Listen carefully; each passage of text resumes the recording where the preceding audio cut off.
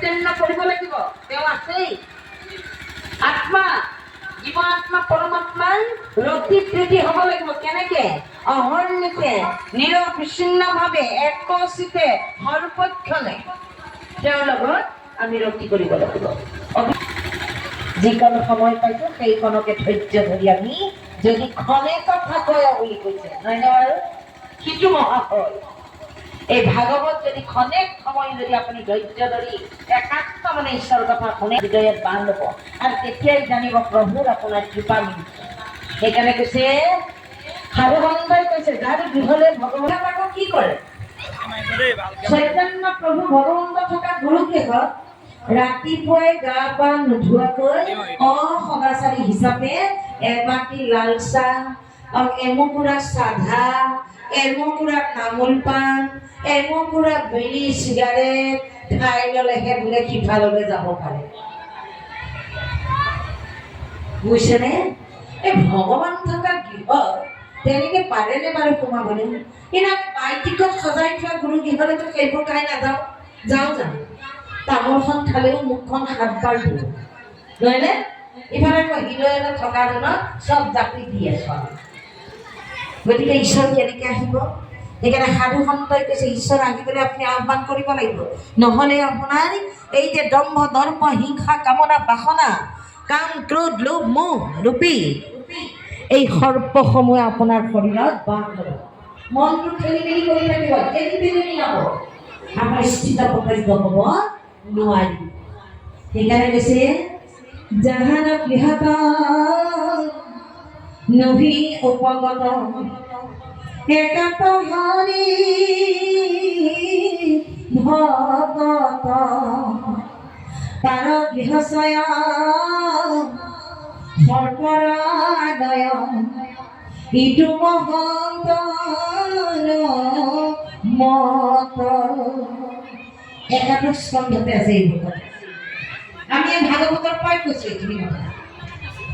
গতিকে চাওকচোন যাৰ গৃহলৈ বোলে একান্ত ভগত কেতিয়াও অহা নাই সেইখন গৃহ বোলে সাপ থকা গৃহ, সাপৰূপী কলি বাস কৰিছে। সেইখন গৃহত সদায় হাই কাজিয়া পচল ধৰি থাকিব। ইজনে সিজনৰ লগত মনৰ অমিল, দেউতাক পুতেক মাক জীয়েক মিলি কেতিয়াও এসাঁজ খাব পৰা নাই একেলগে। এখন দুৱাৰেদি পিতৃ সমানে সিখন দুৱাৰেদি পিতেক ওলাই যোৱা গৃহ নহয়নে? জীয়েকে মাকৰ চাকৰি নহয়, মাকে বেয়া পোৱা কাপোৰ কানি পিন্ধি বাহিৰলৈ ওলাই যায় মাকৰ বৰ নহয়নে? কেতিয়াও কোনো মাকে সন্তানক বেয়া কৰি ওলাই যোৱা বা বেয়া কৰ্ম কৰিবলৈ আগবঢ়াই নিদিয়ে। যদিহে আমি শুনিকি মাত দিওঁ নহয়নে বাৰু? সুৰুচি হ'লে কিন্তু আমি আৰু পুত্ৰ আৰু কন্যাৰ ফালে আমি মানে আমাক নিজকে তেওঁলোকৰ পৰিয়াল কৰি লওঁ নহয়নে? দেউতাকক ফাঁকি দিবি সিহঁতক জলে যেনেকে যায় তেনেকে যাবলৈ দিম, ফাঁকি এটা দি থওঁ আৰু নহয়নে? দেউতাকক ফাঁকি দিওঁ মোৰ ল'ৰা ছোৱালীৰ কাৰণে। মই পত্নী ধৰ্ম মনা নাই সেই সময়তে স্বামীক ফাঁকি দিছো, আমি কেনেকে সতী হ'ম নহয়নে? গতিকে আমি ফাঁকি ফুকা যিখন গৃহত ভগৱন্ত সদৃশ ভকত অহা নাই, অতিথি সেৱা কৰা নাই, কৰিব জনা নাই। বুজিছেনে? আৰু ঠিক তেনেকে আমাৰ এই হৃদয়, আমাৰ এই ঘৰখন, এই হৃদয়ৰ মাজত আমাৰ পৰমাত্মা আছে। তেওঁক ফাঁকি যদি আমি লোকচাপ বেইচা দম্ভ অহংকাৰ কৰি আছো, কোনেও নাই দেখা পাই এইখন দোকানতে চুক এটাত গৈ বোলে কিবা এটা মাৰি লওঁ আৰু নহয়নে? কোনেও দেখা নাই বেপাই গমেই পোৱা নাই যে তেওঁৰ শৰীৰতে 14 সাক্ষী ভগৱন্তই থৈ দিছে। তোমাক মই ভান্দো তুমি মোক ভান্দাই 14 সাক্ষী ভান্দিবা কোনো উপায়। এই কথাষাৰ প্ৰমাণ কৰিবৰ কাৰণেই শ্ৰীমন্ত শংকৰদেৱ গুৰুজনাই এদিন ভগৱৰ মাজত থাকোঁতে ভকতসকলক কৈছিলে যাবৰ সময়ত, কাৰণ সদায় পাঠ প্ৰসংগ কৰে নাম প্ৰসংগ কৰে ভকতে তাতে তেওঁৰ ব্যাখ্যা শুনি শেষত সকলোৱে যায় গৃহলৈ।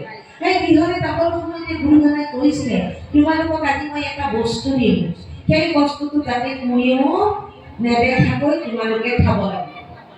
প্ৰত্যেককে হাতত মুঠিতে এটা এটা কিবা মিঠাই দিয়ে ফল বুলিয়ে ধৰক বগৰী এটা এটাকে দিছে বুলি ধৰক সৰু যেতিয়া নহয় সকলোকে দিয়ে সকলোৱে লৈ গ'ল বোলে কোনেও নেদেখাকে খাবা দেই মই কিন্তু গম পাই না তোমালোকে কোনে কোনেও নেদেখাকে খালা মোক ক'বা সকলোৱে লৈ গৈছে ঘৰলৈ সকলোৱে কোনোবাই দুৱাৰ চুকত সোমাইছে কোনোবাই ৰুমত দুৱাৰ মাৰি গৈছে কোনোবাই একেবাৰে ক'ত খাব মানে এনেকুৱা মানে মোক কেনেকৈ লুকুৱাই খাইছে কোনোবাই ঘুমুটিতে তেনেকৈ গৈ খাইছে পিছদিনা সকলো আহিছে গুৰুজনাই এফালৰ পৰা সুধিছে সকলোৱে কৈছে বোলে নাই মোক কোনেও দেখা নাই এই গুৰু তুমি যেনেকৈ কৈছা মই তেনেকেই ফলটো খালোঁ তাৰ মাজতে এগৰাকী বৃদ্ধই একদম তললৈ মন কৰি উচুপি কান্দি আছে গুৰুৱে সুধিলে হে আপুনি তোমাৰ কি হৈছে তুমি কিয় এনেকৈ আছা কৈছে হে গুৰুৱে তুমি যি মোক ফল দিলা আপুনি কোনেও নেদেখাকে খাবলৈ মই কিন্তু জেগা বিচাৰিয়ে নাপাওঁ খাবলৈ কাৰণ সকলোতে দেখোন তুমি বিৰাজমান হৈ আছা প্ৰভু বিৰাজমান আৰু মোৰ দেখোন 14 সাক্ষী আছে মই কাক লুকুৱাম এতিয়া হে গুৰুদেৱ মই খাব নোৱাৰিম তুমি এইটো গ্ৰহণ কৰা লৈ লোৱা তেতিয়া বাকীসকলে সকলোৱে তললৈ মূৰি কৈছে গুৰুজনাই কৈছে ইমান দিনে ভাগৱত ব্যাখ্যা কৰি তোমালোকক মই কি দিলোঁ কি ল'লা তোমালোকে আমি লুকুৱাই খাব পাৰিমনে বাৰু এই অনুভৱখন কিন্তু এই বৃদ্ধজনে একান্ত মনে শুনিছে ভাগৱতৰ কথা ঈশ্বৰৰ কথা 14 সাক্ষী যে আছে দেহত এই চব প্ৰমাণখিনি তেওঁ পাইছে কাৰণেই আজি তেওঁ ক'তো লুকুৱাই সেই ফলটো খাব নোৱাৰে গুৰুৱে সকলোকে পৰীক্ষা কৰে গতিকে আমাৰো তেনেকুৱা কোনোবাই নাভাবিব যে কোনেও দেখা নাই এই ঘৰত মই কাৰো ভাষা নাখাওঁ বাহিৰলৈ গ'লে একেবাৰে হোটেলত মাৰি দিব বোলে গুৰুৱে কৈছে কিনিলে হেনো তেওঁ আমি হোটেলত খোৱা ভাতকেইটাৰ পইচা দিলে সেয়া হেনো কিনি ল'ম কিনি লোৱাৰ কাৰণে আমাৰ অপৰাধ নহয় হয়নে বাৰু সেইটো কথা 7 দিন 7 ৰাতি গ'লেও আপুনি যেতিয়ালৈকে প্ৰাণে আপোনাক ধৰি ৰাখিব আপুনি ঈশ্বৰৰ নাম বস্তু লৈ থাকিব আপুনি পাৰিব তেতিয়া অস্থিৰ তেতিয়া আপোনাৰ উপায় নাই তেতিয়া আপুনি প্ৰবচনে নিয়মৰ নাচে কিন্তু আমাৰ এদিনৰ বাটতে একে ৰ'ব নহ'লে 7 দিন 7 ৰাতি দূৰৰে কথা গতিকে ভগৱন্তক ভক্তি কৰিবলৈ অতি সহজ কিন্তু টান নহয় গাই বাক্য মানে কৃষ্ণদেৱ তোমাৰ চৰণে ভজো আমি গায় বাক্য মনে নহয়নে আমি তেওঁক কেনেকৈ ভজিম যে গাই বাক্য মনে ঈশ্বৰৰ নাম ল'ব লাগে গতিকে আমি যদি তেনেকৈ নাম ল'ব পৰা নাই তেতিয়াহ'লে এই ধৰ্মখিনি অধিষ্ঠাতা নাৰায়ণক আমি কেতিয়াও শ্ৰেষ্ঠ বুলি ভবা নাই সেইকাৰণে কৈছে উদাসীনসকলে কেতিয়াও সেইবিলাক কেতিয়াও সম্পৰ্কনে কেতিয়াও মানে কিবা নাই পোৱা বা অসন্তোষ নাই পাইছোঁ নাই পোৱা দুইটাতে তেওঁ সমান সন্তোষ সেইকাৰণে আমি ঈশ্বৰৰ নাম সন্তোষ মিঠাই এই মিঠাই আমি পুৱাবেলাতেই খাব লাগিব আৰু যেতিয়া নেকি সত্য প্ৰতিষ্ঠা এটা সত্যত এটা দাপন কৰি আমাৰ জীৱনত আমাৰ প্ৰতিদিনে এই চাৰিযোগ আবিৰ্ভাৱ হৈ আছে আমি অনুভৱ কৰিছোঁনে সত্য কেতিয়াবা প্ৰতিষ্ঠা হয় যে আমাৰ কোনোবা মানুহ মৰিলে কি কয় 12টা বজাৰ পিছত মৰিলে বোলে এদিন ধৰিবা দেই 12 বজাৰ পাছত হয়নে নহয় আকৌ কিন্তু ঈশ্বৰক ধৰিবৰ সময়ত আমি এইখিনি পাহৰি সেই 12 বজাৰ পাছত যেতিয়া তিনি বাজিব 12 বজাৰ পাছত মানে কি ৰাতি হৈ থাকে কিন্তু ঈশ্বৰক প্ৰাৰ্থনা কৰাৰ সময় হ'ল যে 3 বজাত আপুনি উঠিছেনে নাই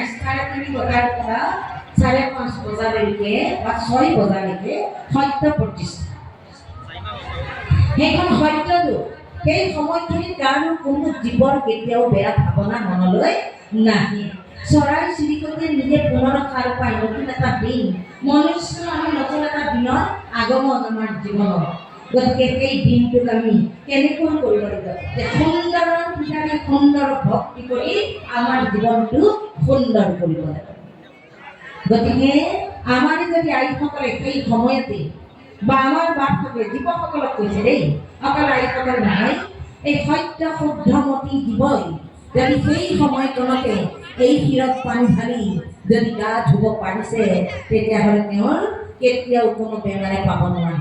পাবনে বাৰু? কাৰণ দুই প্ৰকাৰে আমি কি কৰিম? এই ক্ষীৰ প্ৰভুৰ চৰণত লগাম, নহয়নে? গতিকে ভগৱন্তই যদি আমাক আশ্ৰয় দিয়ে, আমাৰ কিবা বেমাৰ হ'বনে? আমাৰ যে বেমাৰ এটাৰ হয়, এই জন্মত আপোনালোকে এটা কথাই অনুভৱ কৰিব যে বহুত সাধু সন্ত ভকতে শেষ অৱস্থাত বোলে হয়তাত পৰি আছে, মুখেৰে মাতিব নোৱাৰে, হয়নে? তেনেকে কয় বোলে তেওঁ এতিয়া ইমান ধৰ্ম কৰিছিল, এনেকুৱা হৈছে। আপোনালোকে নাভাবিব তেওঁ মনুষ্য জন্ম পাই তেওঁ মনুষ্য জন্মত কৰিবলগীয়া কৰ্ম গোটেইখিনি কৰিছে। এই জন্মৰ পুণ্য তেওঁ সঞ্চয় লৈ গৈছে, কিন্তু পূৰ্ব জন্মত কিবা কৰ্মফল অনুযায়ী এতিয়া তেওঁৰ এইটো অৱস্থা। বুজিছেনে? কাৰণ নিজে চাব লাগিব নিজৰ জীৱনটোৰ কথা, যে গুৰুৰ যেতিয়াই পৰিচয় পাইছোঁ তেতিয়াৰ পৰাই মই ঈশ্বৰক ভজিছোনে নাই, গুৰুৰ মুখেদি শুনা বাণীখিনি মোৰ হৃদয়ত আছেনে নাই। যদি আমি কাই বাক্যমনে তেওঁক সেৱা কৰি আছোঁ, তেতিয়াহ'লে আমাৰ কি হ'ব? যদিও আমি তেনেকৈ কৰি আছোঁ, আমি পূৰ্ব জন্মৰ কৰ্মফলৰ কাৰণে এই জন্মৰ কিন্তু পুণ্যৰ ফলত সেই জীৱই ইয়াতে নিকাৰিবিলাক থৈ গৈছে, এটা শুদ্ধ জগতকৈ ঈশ্বৰৰ হেৰি হৈছে। নহয় বাৰু?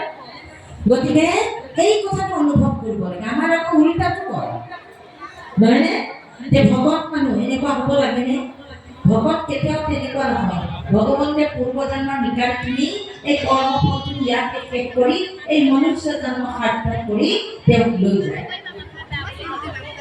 সেইখিনিহে আমি অনুভৱ কৰিব লাগে।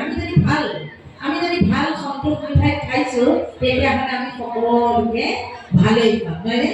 সকলোকে ভালেই দেখিম, কাকো আমি বেয়া নেদেখোঁ। কাৰণ আমি এটা কথা জানো, শাস্ত্ৰকে জানিলোঁ যে যত জীৱ জংগম কি তপতংগম অগণন জগতে কায়া, সমস্ত তোমাৰ এই কায়া, নহয়নে বাৰু? তুমি এই সকলোৰে হৃদয়ে হৃদয়ে আছা। গতিকে আমি কাক হিংসা কৰিম, কাক বেয়া পাম, নহয়নে?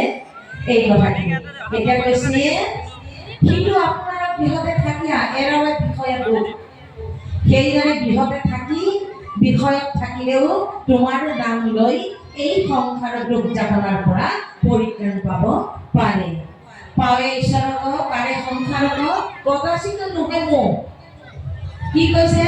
পাৱে ঈশ্বৰক, ঈশ্বৰক পায়, তাৰে সংসাৰক এই বিষয় সংসাৰৰ পৰা তৰি যাব পাৰে। আৰু কৈছে কদাচিতো নোহে মোক, এই সংসাৰৰ বিষয় বাসনা সেই জীৱৰ কেতিয়াও মোক নাহে বুলি কৈছে। গতিকে ভাগৱত শুনিলে কি হ'ব? যে আমাৰ বেয়াখিনি আঁতৰি যাব, আমি ইন্দ্ৰিয়সমূহ দমন কৰিব পাৰিম, নহয়নে? আমি মুখেৰে কিবা এটা মানে অখাদ্যখিনিৰ প্ৰতি আমাৰ মনটো গৈ আছে, কিন্তু আজি ভাগৱত শুনাৰ পৰা আপোনালোকৰ অকণমান হ'লেও মনলৈ আহিছেনে যে আমি অন্য জীৱ বধ কৰি আমি নিজে জিভাৰ তৃপ্তি ল'ব নাপাৰা। আমাৰ ৰাজবংশী বাপজনে খুব সুন্দৰকৈ চাইন্সৰ মাজেৰে এই কথাখিনি বুজাই দিলে যে আমি কেনেকুৱা। আমি যদি তৃণভূতি, আমি তেতিয়াহ'লে ঈশ্বৰে গঠনমুখী আকাৰ মনুষ্যৰ কাৰণে দিছে, আমি সেইখিনিহে খাব লাগে, বাকীখিনি খাব লাগে। ভগৱন্তক মই দিনত কৈছোঁ যে প্ৰাণীক হিংসি যিটো মুহুক বজাই পাপগ্ৰস্ত নোহোময় দান পানিষ্ঠ। ভগৱন্তই মই কেতিয়াও সন্তুষ্ট নহওঁ। গতিকে আমাৰ পিতৃ প্ৰভু ভগৱন্ত, পিতৃক আমি জীৱিত কালতে ভক্তি কৰিব লাগিব। যেনেকৈ ভগৱন্তক ভক্তি কৰোঁ, আমাৰ এই মায়াময় সংসাৰৰ কোনো গৰাকী এজন আছে, দেউতা, তেওঁ আমাক জন্ম দিছে। সেই দেউতা সেই মাক আমি জীৱন্ততে পিতৃৰ পিণ্ড দিব লাগিব, শ্ৰাদ্ধ কৰিব লাগিব। মৰাৰ পাছত পিণ্ড আৰু শ্ৰাদ্ধ নহয়। মৰাৰ পাছত আপুনি অচন্দ্য বিভূতিৰে পুত্ৰ হৈ গোটেই কৰ্ম কৰক, পিতৃমাতৃ খাবলৈ নাহে। মাত্ৰ আপুনি জীৱিত কালতে আপুনি পিতৃমাতৃক ভক্তি কৰক, ভগৱন্তক জীৱিত কালতে কৰক। মৃত্যুৰ পাছত আমি কম ঠিক নাই, নহয়নে? সেইকাৰণে কৈছে পুত্ৰ ভয়ে লাগে পিণ্ড দিবাক মোৰ পিণ্ড হৈ জানা ভজিলে ঈশ্বৰ।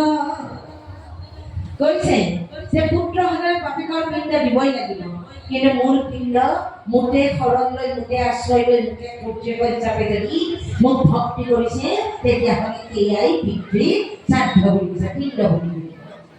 সেইকাৰণে কৈছে যাৰ পুত্ৰ হবে হৰিত শৰণ লয়া হৰিত সুহিত বুলি আছে দধি দুগ্ধ ঘৃত মধু নদী জল কপিয়া পিতৃগণে ত্ৰিপিটিক পালে। সেই পুত্ৰসকলে ঈশ্বৰৰ আশ্ৰয় গ্ৰহণ কৰি সাধু সংগত থাকি তেওঁলোকৰ যদি শ্ৰাদ্ধ পিণ্ডৰ নামত এচলু পানীও দিয়ে সেই পানীকে খাই তেওঁলোকে তৃপ্তি পায়, দধি দুগ্ধ ঘৃত মধু খাইছো বুলি অনুভৱ কৰে। গতিকে আমি পুত্ৰ আমি জীৱিত কালতে দিব লাগিব তেওঁলোকক পিণ্ড শ্ৰাদ্ধ কৰিব লাগিব।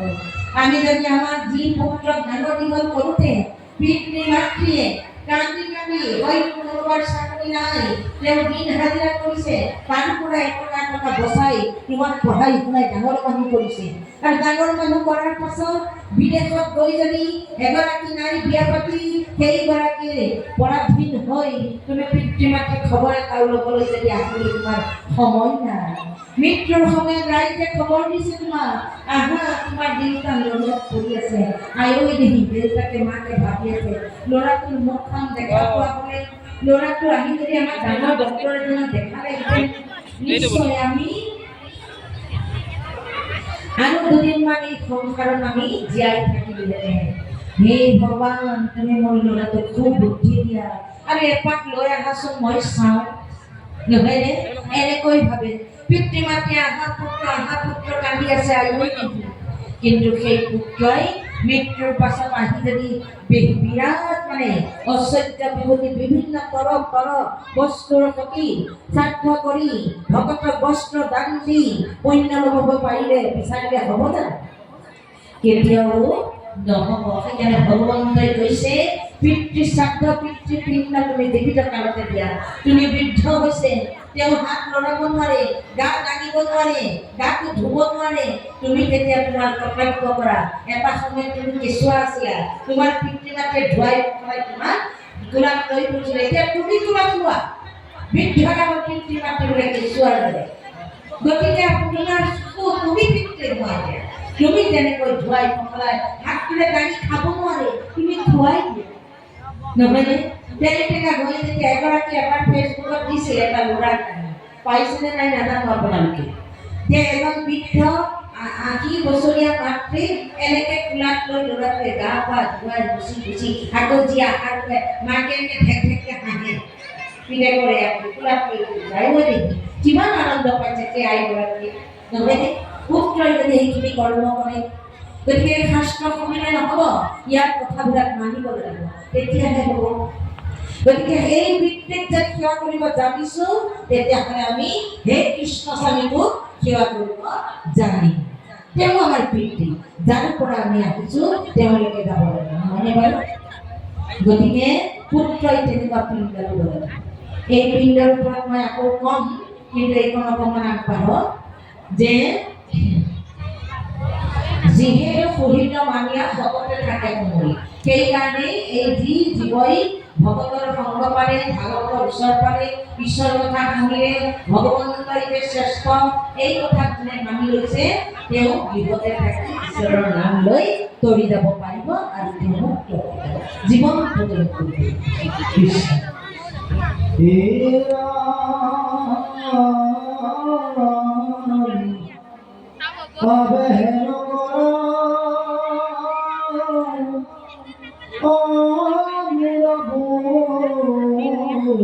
ধৰা পিথুৰায় ৰাজেশ্বৰ হে দুঃখদ দুঃখদ ইন্দ্ৰিয় কাহিনী অপালালো